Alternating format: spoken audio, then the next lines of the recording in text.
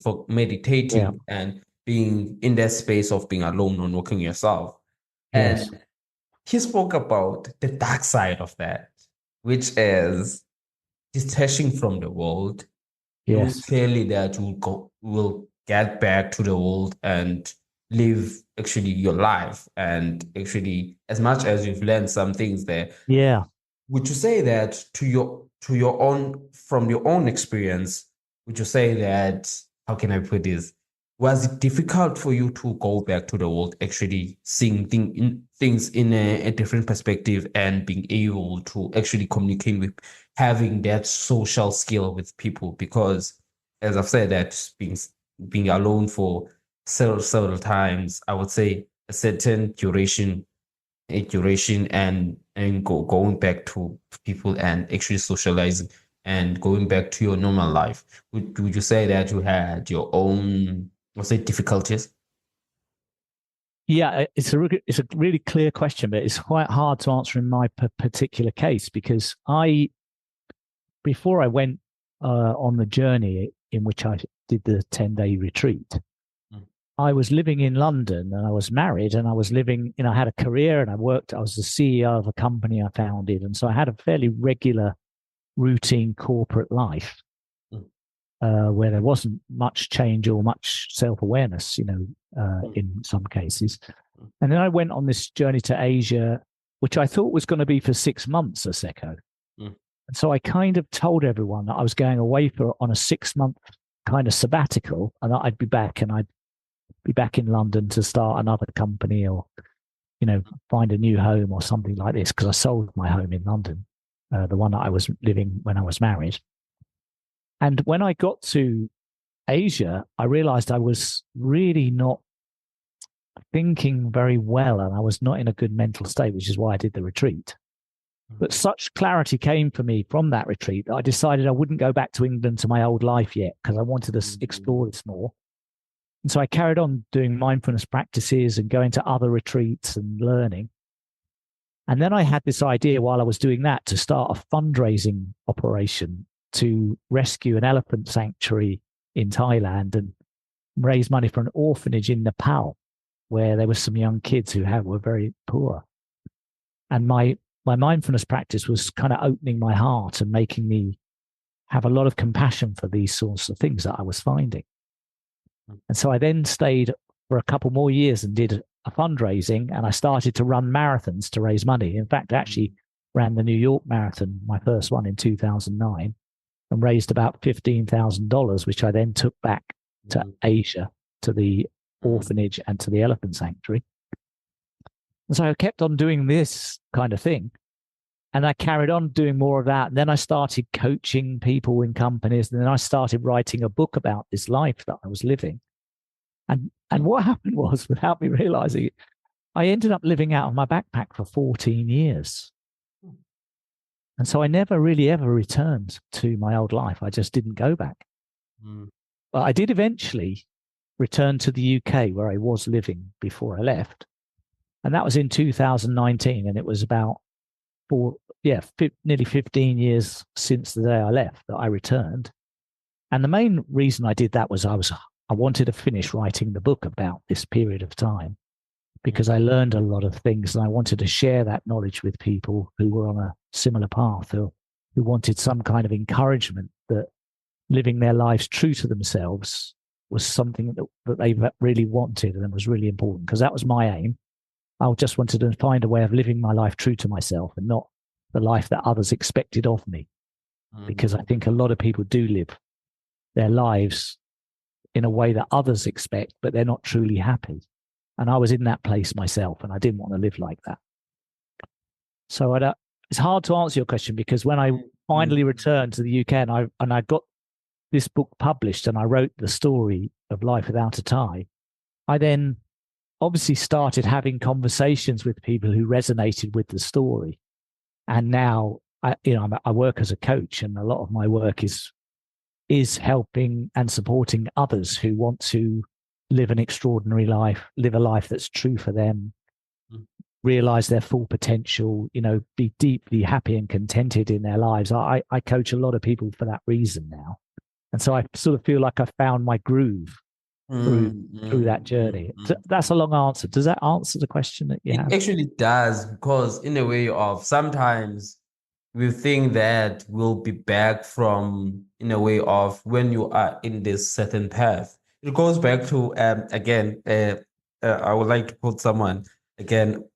Oh, and yesterday I was listening to a conversation by Lex and Jordan P. Peterson, whereas Okay. they spoke about everything and a lot they spoke about, and they spoke about death. And whereas Lex asked, actually, is Lex Friedman, Yeah. whereas he asked Jordan Peterson that, do you think about death in terms of that? And as much as they spoke about it physically, but on my side, I saw it mentally, because Yeah. sometimes we need, as much as one thing that we can't avoid is the fact that sometimes we need to kill part of ourselves in order to actually find that inner growth, being able to actually look things at the different perspective. Yes. Because in a way of, it could be yourself cutting yourself away, a little bit of yourself, or cutting, actually leaving the past in the past and moving on, actually finding a greater purpose and knowing that actually now I am doing something greater than I thought I would. And I would actually again go back to, in terms of my first question to you, and within your answer, you say that noticing your breathing.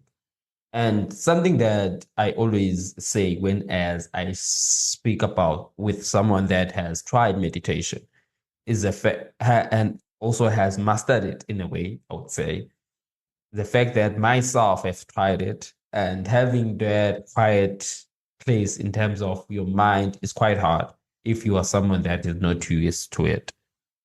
How does one notice their own breathing when it comes to meditation? And how does it actually benefit your mental state in terms of the way you think? Yeah, that's a really good question. I mean, there are many different techniques that are taught, on YouTube. There's so many different meditation teachers who describe different techniques. Some do counting. Like some say, close your eyes and breathe in to a count of 5 or 6 and then breathe out to a count of 4. There's many, many different techniques that I've come across. For me personally, what I like to do is just sit without the counting necessarily, but I just bring my attention to the air going in through my nostrils and into my nose and down into my lungs. And I imagine the pathway that the air is taking as if I could see it through an X-ray camera. Mm, mm, I use the meditation practice to focus where I direct my attention, mm, because we live in a world at the moment where I feel if we're not mindful, our attention is stolen from us every moment. There's so much distraction in the world mm, mm, through media, through social media, through our phones, through the television, through reading, through noise, through events that are going on. It's very easy to lose your internal focus and be distracted to things outside. In fact, mm, social media is actually designed from the outset to distract your attention away from yourself, mm, mm, because the product that those companies sell is attention. They sell clicks, they sell time spent on their sites, they sell that to advertisers. They want to sell your attention, mm, and so they try and steal it from you constantly. And so what do we do? Well, I think the way we return to a place of calm is by learning how to direct our attention in any place we want to direct it, not where someone else wants us to direct it. mm, And we do that by focusing on our breath as a way of practicing strengthening our awareness. So I focus on the air coming in my nose, down through my lungs, into any part of my body. I direct it with my visual mind. And mm, then I notice the air leaving my lungs and coming up through my chest and out of my nose or mouth. And then I repeat that process. And if I wander off into thinking, which I do, as everyone who meditates will know, it's easy to wander into a thinking place. mm, Then I just go, I notice I'm thinking. I bring my attention again quite intentionally back to my breath and start watching my breath. Mm-hmm. And I think for me, that's worked really, really well over the years. And I would, that's a starting point for some people, but other people might find a different answer to that question. Yeah, definitely. And going back as a coach, and something that I want to actually go back to your first answer. Actually, Yeah. before I get into that, Yes. and I will actually do ask two questions at the same time, actually. Okay. All And right. you spoke about these two great initiatives in terms of the marathon, yeah, and when you Yes. actually in a way of sometimes to actually find ourselves, we we look into creating in terms of assigning ourselves with great initiatives as in terms of someone will be an advocate for something that is quite big and actually and spend years of actually cultivating and also talking about it. For example, as myself, I actually started talking about mental health, and while I was talking about mental health, I found my purpose that no, this thing of podcasting, this thing of talking about mental health, this thing of actually trying to help other people that Mm. actually struggling with mental health is my purpose. And Yeah. Brilliant. I don't mind doing it for the next 10 years to 20 years. Exactly. So in a way, so in doing these two great initiatives, how did how did it affect your mental well-being? That's my first question. Well, in a really healthy way, it was brilliant. I found myself right in what I call my element. Well, I don't, it's not even my name. It was a term that was coined by Sir Ken Robinson, who died a couple of years ago, a genius of a man, a very wonderful man. He did a lot of work to improve the education system in England and other countries. And he said, when you're in your element, it's like you're you've got what you're really passionate about, things you truly care about, Mm, and then you've got something you're really naturally very good at. So you've got what you really care about and what you're naturally really good at. And when they overlap and intersect, this place where they come together, that's being in your element. So if you're spending a lot of your time doing something you're really good at naturally and something you really love and care about, you can do it forever.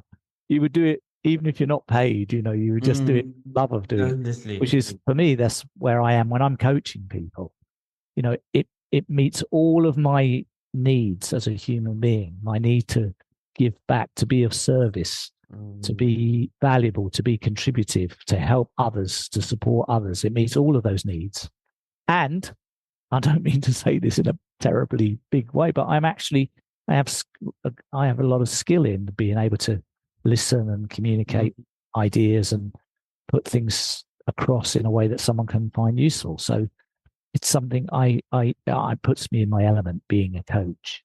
mm, And I didn't know this until I'd been on this journey and I tried it and I'd experimented with it, because after I finished the fundraising effort with the New York Marathon, I then started to work as a coach with people in different companies. And I realized that A, I loved it a lot. And B, I actually was mm, pretty good at it, mm, because I'd been a leader in a business for many years as a CEO. So I'd naturally been coaching colleagues in my management team. I had a very kind of natural collaborative style. mm, And mm, so I found the transition into coaching, relatively straightforward with some support and training. mm. Now And I don't know if I answered the question. I must keep you checking. you actually did, and I just want to add something that you Yeah. said. And being someone, I wouldn't say that I always have been this person that actually I would say that have been confident in terms of having this meeting with you. And back then, I was quite a shy person and not know what I was talking about, and actually try by any means to learn. I was always Yeah. willing to learn when it comes to talking about mental Yes. health, how different things. Because at first, I knew all about depression and anxiety. That's all. And whereas I actually learned that, oh, flip, there are some kind of mental disorders. And I feel like something that I've seen through these 4 years I've been doing this is the fact that something is all not about actually talking about mental health per se, but talking about that self-awareness, that that growth, that I would say self growth in terms of